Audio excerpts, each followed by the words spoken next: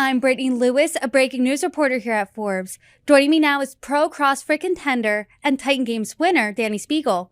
Dani, thank you so much for coming on. Oh, thank you so much for having me. Really appreciate the time. Of course, this is a really important conversation, and it couldn't come at a better time, Women's History Month. You are behind the Girls Who Eat campaign. Can you first tell us what inspired the movement? I think it was just my own personal experiences.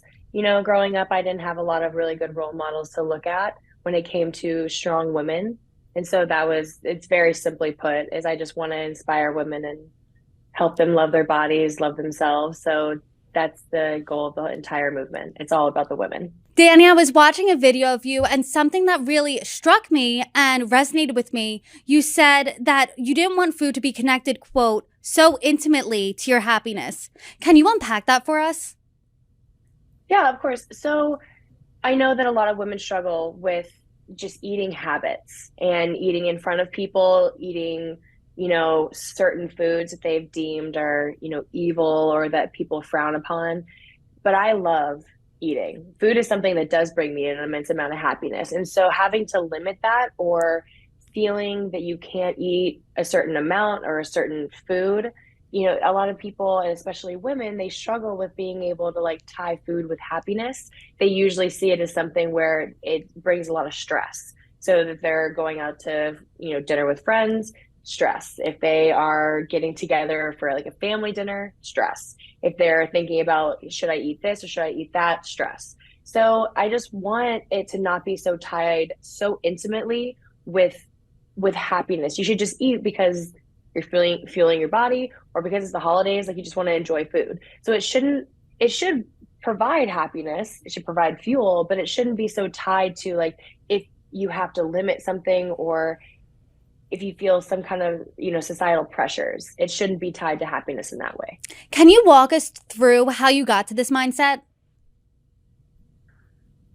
It's been a long journey. So, like every other woman, I've had my bouts of difficulties when it comes to self-confidence and body dysmorphia. So, I had a really bad relationship in college and I was at a very low point. And so that's when I actually found CrossFit. And CrossFit itself kind of helped me to realize that food should be seen as fuel and that strong bodies need fuel. And I wanted to be strong. And so it just developed very naturally from that.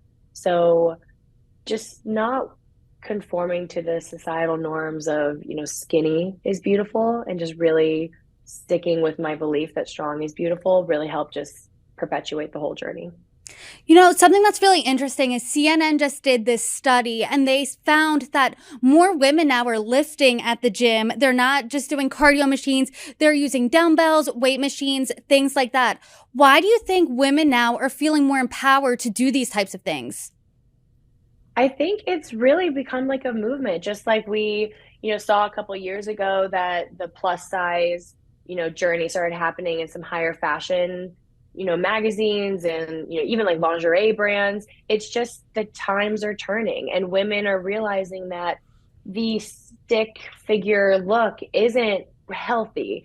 It might be, something that someone can obtain and that's just their genetics, but to sit at a computer screen or your phone and say, I'm not going to eat this meal so I can look like that, it's not in anymore. We're not skipping meals to look like something. So I think a lot of women are just like seeing like, oh, like muscle is good. Some curves are good. I want to be strong in the gym. I don't just want to, sit on an elliptical and, eat an apple and like a piece of lettuce for lunch. That doesn't bring anybody health. It doesn't bring anybody happiness. So I think women in general are just tired of living that kind of life and holding themselves to these expectations of looking like runway, the old fashioned like runway models. I think everyone just is ready to be healthy and strong.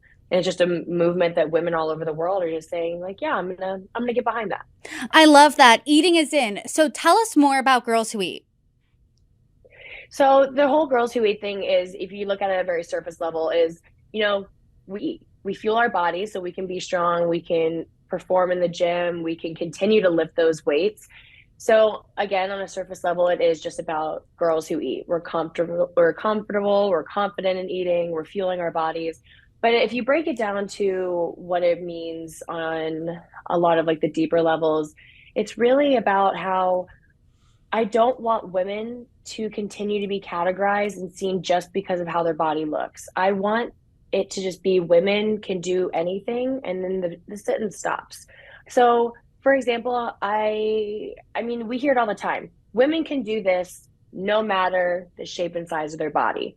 And it's always kind of this like run-on thing. But let me ask you, like, do you ever hear like, oh, guys can do this no matter the shape and size of their body? Have you ever heard that sentence? Never in my life have I heard really anyone talking about a man's body in any way comparable to them talking about a woman's body. Yeah. So it's really, if they're talking about a man, it's you can do this no matter your age. You can do this no matter your like physical activity level. It's never like because of the shape of a man's body. Women are constantly defined and categorized because of the shape of their body. And I want that whole narrative to stop. Women are incredible. Our bodies can do incredible things.